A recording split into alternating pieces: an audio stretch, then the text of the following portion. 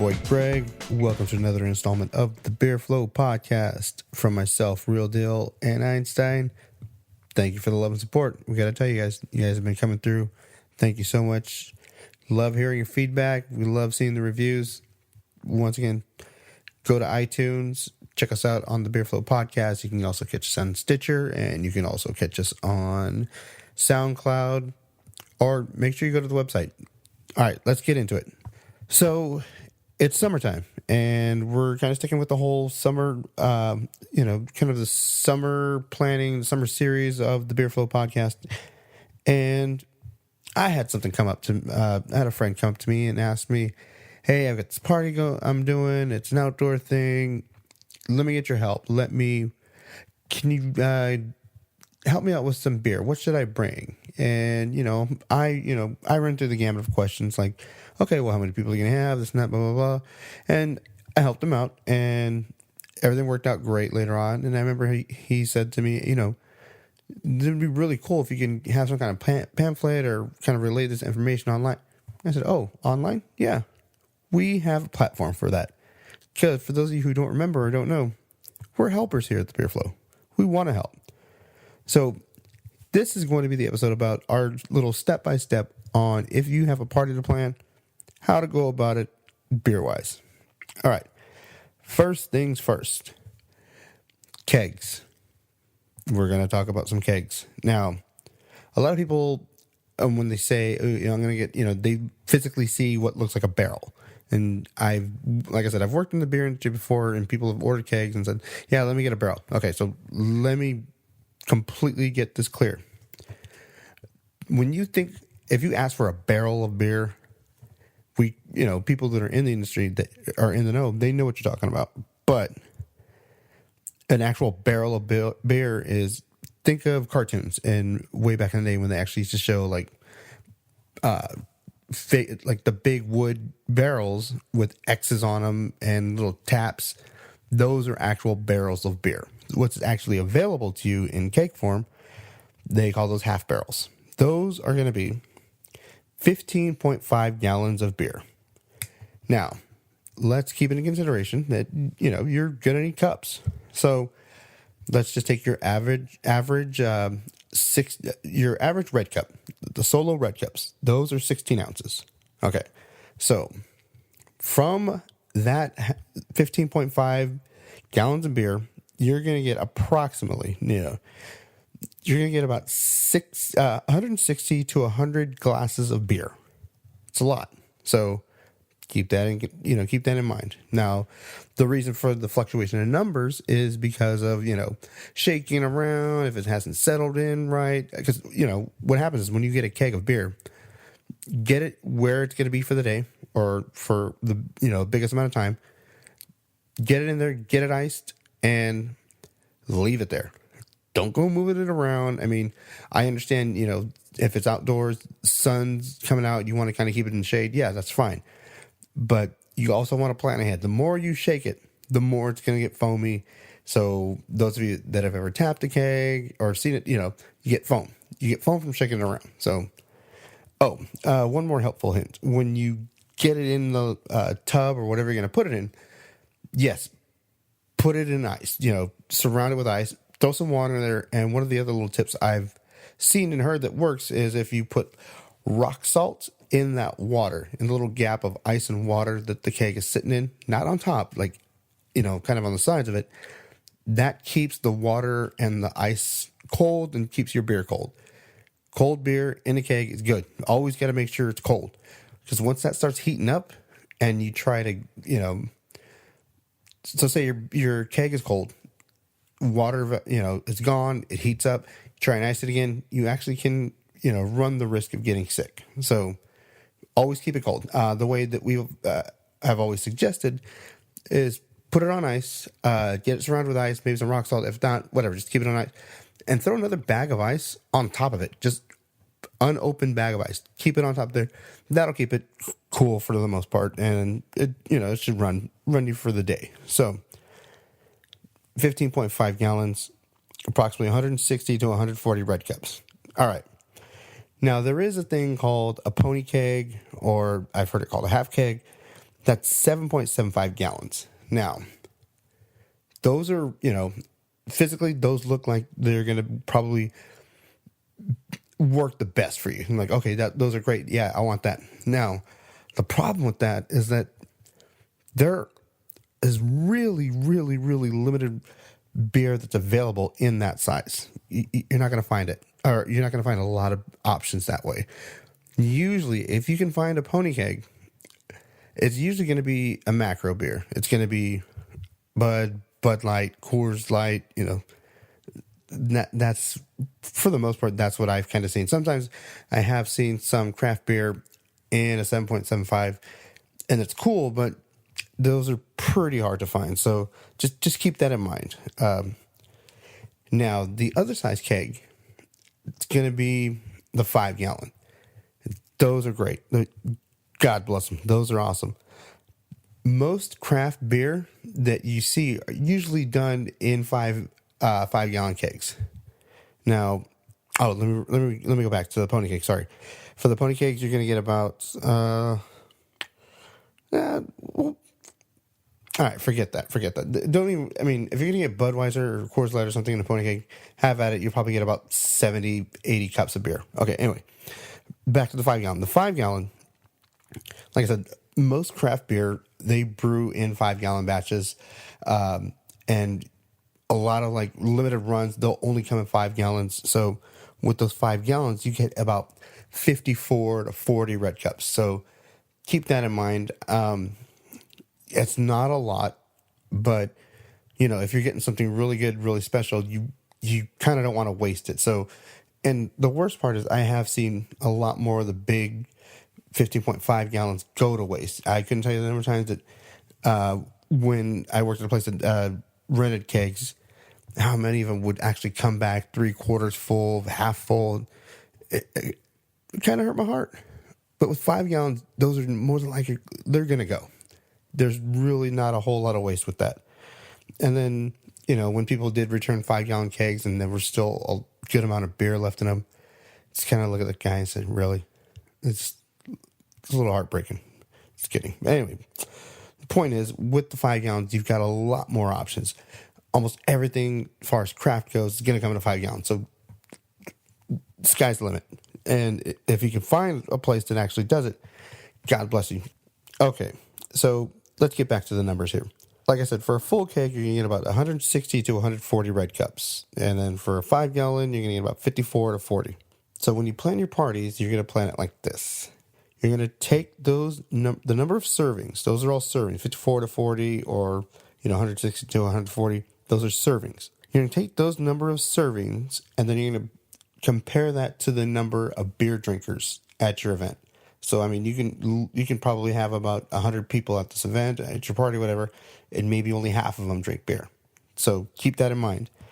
So you take those number of beer drinkers, and then you multiply it by around the number of hours that your party's going to last.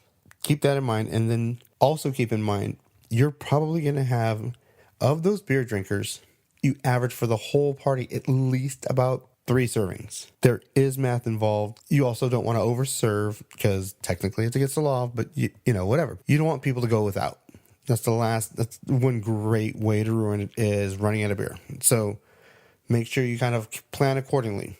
Number of servings times the amount of time for your party or your event. And then remember, you want to try and shoot for at least about 3. I mean, 2, that's tough. 2 beers. 2 beers for the party, that's, whatever. Okay, so just take that in consideration. So now, let's go pros and cons for kegs. The number 1 pro for having a keg, straight up the off factor. Everyone loves coming into a party and seeing a keg on ice. It's just great. It will bring a smile to everyone's face, and then all of a sudden, all the guys turn into Bluto from Animal House. You see grown men go back to their frat days of, let me tap the keg and this. Okay, yes, kegs are fun. It's awesome. It's great. And like I said, you're going to have a lot more options if you have a 5 gallon keg. If you know your crowd and they're all craft beer drinkers and you can find certain craft beers in 15.5, I say go for it. have at it. It'll be great. Bottom line, yeah, kegs are fun. Now let's get to the flip side. The flip side is, here's what sucks about kegs. Now, ice, like I said, you've always got to keep it on ice. And usually you're going to want to go through at least about 2 to 3 20-pound bags of ice. I've seen people try and get kegs and they get the little, the little tiny bags from 7. Dude, it's not going to work. I'm sorry. Go with the 20-pound bags. Now, a lot of the stuff, I don't know how ready available or if you have the means or the options for Costco. Costco is probably one of your best places to get ice. You can get 20-pound bags of ice for like $3, maybe $2. I don't know. It's really cheap. That's your best bet. Now, like I said, do the whole mixy thing with the 20-pound bags of ice, water, a little bit of water, and rock salt. That'll keep that ice nice and solid, keep your beer nice and cold. Now, here's another thing about getting a keg. The taps. Taps are fun. It's cool. You tap a keg, just the phrase itself sounds awesome. Now, the thing you have to remember is if you're getting a keg, more than likely, yeah, you'll have, you can get keg, or you can get taps for the kegs. That's usually not an issue. And hopefully whoever you're getting a keg from is well-versed enough to know that there are different types of taps for different kinds of kegs. There are domestic taps, and then there are imported taps. Totally different. Totally different. If you got a keg of Heineken, that tap's going to be different than for, say, a Budweiser, Sierra Nevada, whatever. Those are going to be 2 completely different taps. I think the last time I checked, I think there's about 8 to 11 different taps. I know that if you go to micromatic.com, that'll give you a list of all the different taps. You can buy your own taps, and that's cool, have your own. But just remember that wherever you're getting the keg from, more than likely, you don't have a tap, so you're going to have to rent it. And then you have to put a deposit on it. And then, how deposits work, you get your deposit money when you return everything. Taps, there's so many different types of taps. And even with domestics, an Anchor Steam keg has a completely different tap from Sierra Nevada tap. They're both domestic. They're both from California, but they have 2 completely different taps. So make sure that when you get your keg, depending on what kind of keg you get, whether it's domestic or import, make sure you tell your retailer, whoever you're getting renting the keg from, that, do I have the right tap? And if they don't know, then you should be worried. But more than likely, like I said, if you go to micromatic.com, you should be able to tell. It'll give you a rundown as far as which kegs are going to be with which tap, and you can go from there. Now, let's talk containment. We've kind of briefly touched upon the fact that, remember, scout out your spot where your keg's going to be. That's where it's going to be for the day. Now, you're going to need a barrel to put it in. I've seen people get the old, the rubber trash cans, cut it in half. Yeah, that works, but it's kind of a pain in the ass to sit there and try and get it out because it's a pretty snug fit.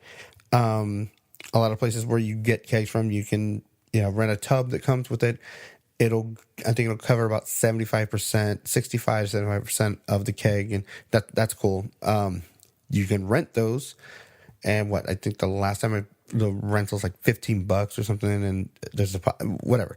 Or you can go to a place like Party City, you can get the same type of tub and just pay for it, be like $8 to $10, something like that. You'd have to make that determination on yourself as to whether you want to rent it or you want to buy it. Definitely don't want to just have it out because, like I said, you got to have it on ice. So just keep that in mind. Now, the last thing is the price. Everything you get, if you get a keg, is going to cost a fee, and you're going to pay a good amount of money in fees and deposits. And that's really where they get you. I've seen, I haven't checked a keg price list in a while. You can go to different places. Everyone's going to be different. If you go to a mom and pop's place, they're going to charge you different amounts. I know that, a few years ago, if you rented a keg from Bevmo, it would be you end up literally paying about $300, and then you get about $150 back after you return everything. So just keep that in mind.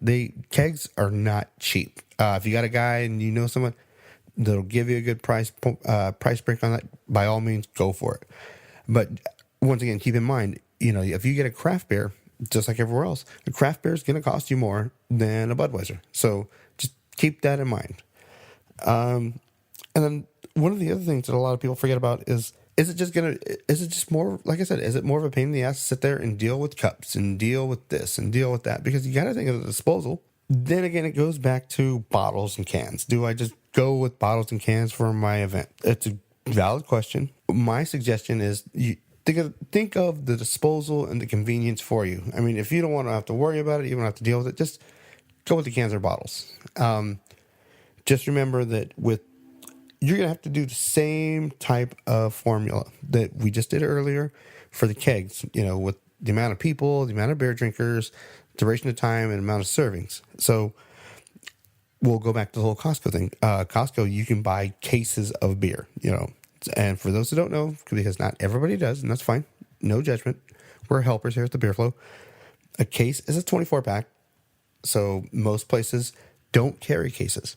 You can get a case at Costco. Most places are going to have 12 packs, 6 packs. If you get macro beers, you can get your 18s and 30s, whatever. That whatever your crowd is, do what you got to do. But by and large, if you're thinking craft beer, you're going to think 6 and 12s, and maybe if you're lucky, if you go to Costco, some Costcos have great craft in case forms, which are the 24 packs.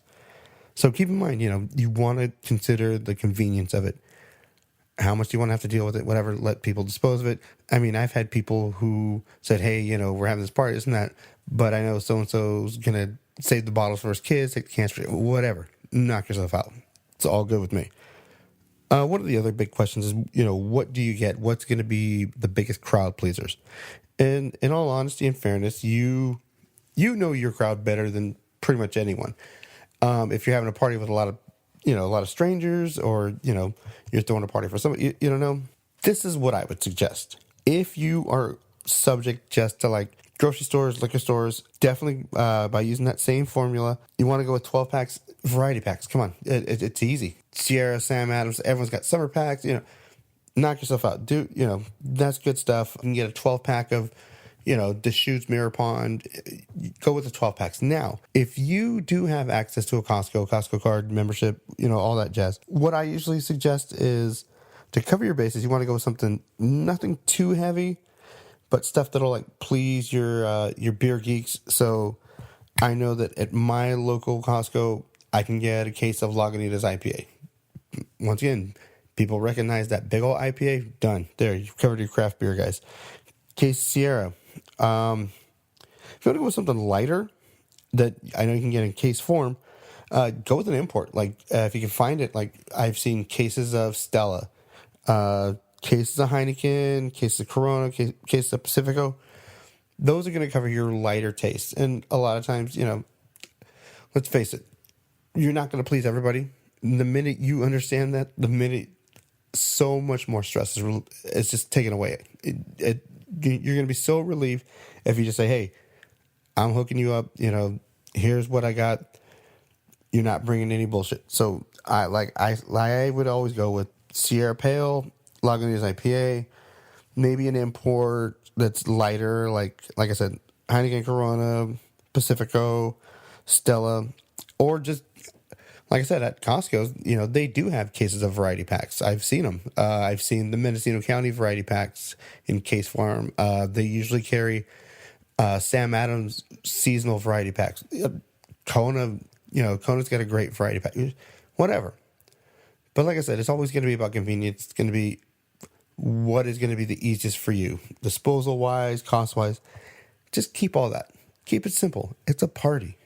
You're bringing the booze. It's good. Give everyone a hug. Cheers. And if they ask you, oh, how did you come up with this? You let them know that your friends at the Beer Flow helped you out. If not, whatever. You can take all the credit. Just kidding. It's just a joke. All right. For this week's 15 for 12, I've got two beers. One's a new one. At least it's new for me. But the first one we got, so good. This is definitely a favorite of mine. Usually the way I used to describe this to people is when I drink this beer, it's like a warm blanket, just kind of holding me, and it's just so good. I love this beer. It's one of my favorites. This is the Stone Ruination. by Stone Brew out of Escondido, California. And this is their, the Ruination is a 2.0. They've redone it a little bit. This was just a huge beer. There was a good amount of description. Everyone just knew it was pretty rare, and it was back in the day when they first came out. I think it was about like, oh god, what does it say? It was like 2002, and then they changed it up a little bit, but nothing. They took nothing away from it. It just made it so much better. It's still one of my favorites. So let's get to some of the logistics here. Hold on. It's a nice, beautiful dark yellow, just about bordering on brown. This is okay. So the thing too about what they've done is it's now, well, I'm sure it was back then as well, but it's classified as a double. So this is a double IPA. So understand that. And let's see my glasses. Oh yeah, you bastard. 8.5. 8.5 on the old ABV scale. Okay, so on the nose, it's definitely going to be a little citric. For those of you that have never had it, let me describe to you once again. This is seriously like a warm blanket. Just nice, big hops. The IBUs are there. I couldn't find it on the bottle. I'm sure you can look it up somewhere. Big hops. Especially, like I said, personally, I'm an equal beer drinker. I love all beers, unless you heard the sour episode. But, anyway, you can go back and listen to that. But I've always considered myself a hophead. Love big hoppy beers. I mean, I love everything else equally, but I always kind of gravitate more towards hoppy beers. And this is definitely one of them. Okay, so one of the main reasons why I love this one is with a lot of double IPAs, with the doubling of the hops, brings out more sweetness, more caramel taste to it, but it's definitely going to be sweeter. But this one doesn't do that. It maintains that integrity as far as like being really hop forward. If you're a hop head or you like the double, definitely go for this. This is one of my favorites, and one of the main reasons why I picked this one as well, because like in the prior episode, this was in a 12-pack variety pack, and Stone hopped on board, and God bless them for doing it. I love it. They had a couple other ones, the Cali Belgian style, the red IPA, and the delicious IPA. That one's a really good one. Definitely worth checking out in the 12-pack. But if you just get a 6er or a 22 Stone Ruination, you will not be disappointed. Please give them a shot. This is one of my personal favorites. But check it out. Definitely worth checking out. All right. So on to the new one. All right. For our second beer, for our 15 for 12, we have, and I call it a new one. It's a new one to me. I know it's been around. I'm sure a lot of you out there, especially on the East Coast, have had it, tried it, know it. This is, like I said, this is new to me. So it's okay. Evil Twin Brewing Company, or Evil Twin Brewing, they're super solid. So let's do this. What I have today is the Evil Twin Brewing Modern IPA. They have a lot more really hardcore beers. A lot of good, from what I heard, a lot of good stouts. So if you get a chance to try it, check it out. I'm opening this because, like I said, it's summertime, and at my boy Jaime's pool, we like the cans. So I found this little sucker in can form, the Modern IPA. So let's give this a whirl. So this is definitely going to be a little bit lighter in color. Definitely, this actually looks like one of your macro domestics, but it do not be fooled. It's 6% ABV. So it's definitely got a lot more kick than your regular stuff. So, okay, so I'm kind of getting grapefruit on there. It's definitely going to be attributed to the hops that they use. You can definitely go online, check them out, and they'll give you much more descriptive detail as to what hops they may or may not use. Oh my, that's good. All right, yeah. Wow. Kind of a nice dry, almost tart taste on the tongue.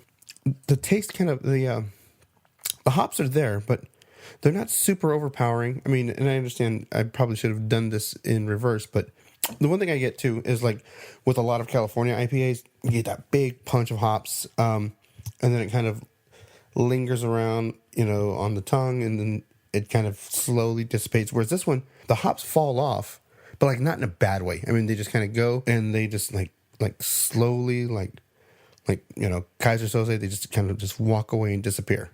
But it's good. It's really good.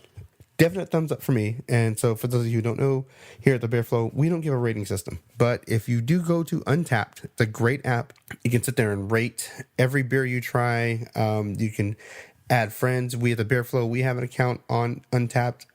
We'll friend you. Don't worry. If you ask to be friends, we have no problem friending you. So, hey, we'd love to hear from you. So that's it. That is this week's episode of the Beer Flow podcast. Thank you so much from everybody here. Real deal. Einstein, myself, thank you so much. We're not going to leave you out without throwing you a jam of the week. Now, this one, oh, God. This one's great. This is a dusting off a dusty for the old dusties. Back in the days, if you were a DJ in the Northern California area and you were worth your salt as a DJ, you had this jam. You had this jam in the garages, at the high school park, wherever. So, this week's Jam of the Week is from a super underground group, super underrated, from like this pool of great Philly MCs. The group is called Tough Crew. It's from their 1988 album, Danger Zone. The song is called My Part of Town. One of the best hooked intros ever. Simplistic in its rhymes, but you gotta remember, this was 88. So Einstein, Real Deal, your boy Greg, thank you so much for listening to the podcast, Beer Flow podcast. Thank you so much. You guys have been great. And remember our motto here at the Beer Flow, never force it. If the sun don't shine, the sun don't shine. Thanks for the love and support. We'll catch you guys next time. Peace.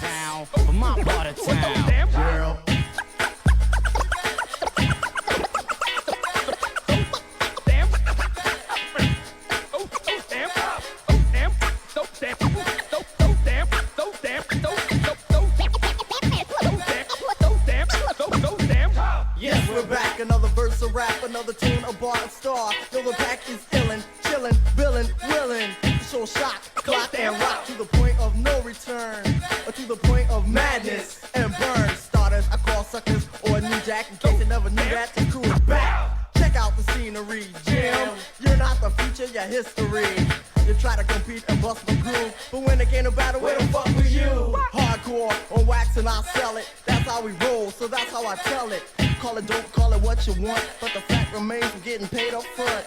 Tax free, money in my pocket, trim from the ladies cause I know they jock get superior on the mic when needed. Surprise call, cycles completed. Facts I gather, position is stronger. Remain alert just a little bit longer as I pound you down with the funky sound from my part of town. Yeah.